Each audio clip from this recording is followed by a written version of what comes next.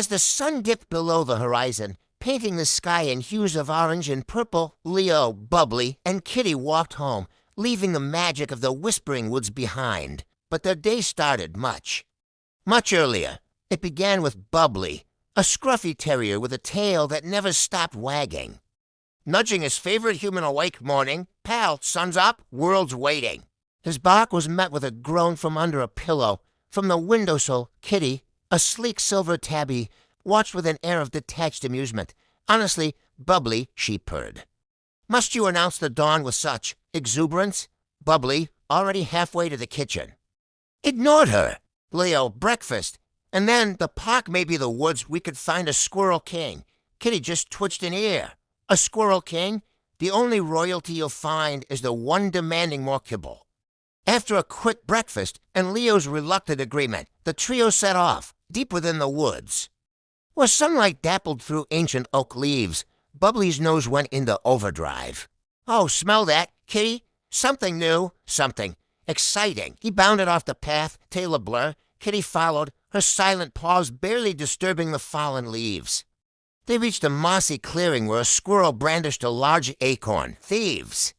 That's my family heirloom, the nut of nurturing. Before anyone could react, the ground rumbled. A hidden pit opened, revealing a small, emerald-green dragon named Ignis. To prove your worth, Ignis rumbled, you must retrieve the 3 forgotten fragments of the Sunstone.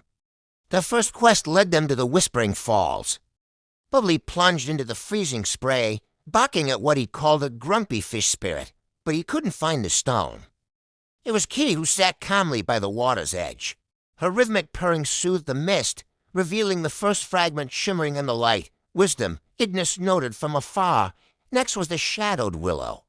The old tree cast spooky illusions of ghost mailmen that terrified Bubbly. Focus. You silly dog, Kitty hissed. Trust your nose, not your eyes. Bubbly took a deep breath, sniffed past the shifting shadows, and his keen sense of smell led them straight to the second fragment, buried deep in the tree's roots, friendship. Ignis whispered on the wind. Finally, they entered the labyrinthine thicket. A confusing maze of thorns. Bubbly tried to charge through but got stuck. Kitty couldn't see her. Clear path over the tangled brush. We need a system, Kitty commanded, leaping onto Leo's shoulder for a better view. Bubbly sniffed for the scent of ancient moss. I'll watch the path from above, working together. They navigated the maze and found the final piece resting on a mossy stone, with all 3. Fragments in hand, they returned to Ignis. They placed the pieces together, and they merged into a glowing, warm sphere of the sunstone. Ignis took the stone and gently touched it to the squirrel's nut. It clicked open, not with a nut inside, but with the seeds of sustenance, magic seeds that would keep the forest green and healthy forever. You have proven worthy, Ignis rumbled, a smile in his deep voice. Courage, wisdom, and selfless friendship. These are the keys to true magic. Leo, still slightly dazed by it all, couldn't help but smile. Wow, we actually did it, Bubbly, his tail wagging furiously. Nudge Kitty. See, Kitty? I told you there was a squirrel king, sort of.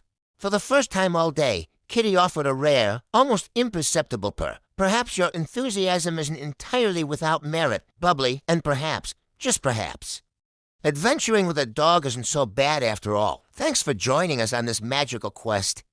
What do you think happens when they plant the magic seeds? Let us know in the comments, and don't forget to like and subscribe for more adventures.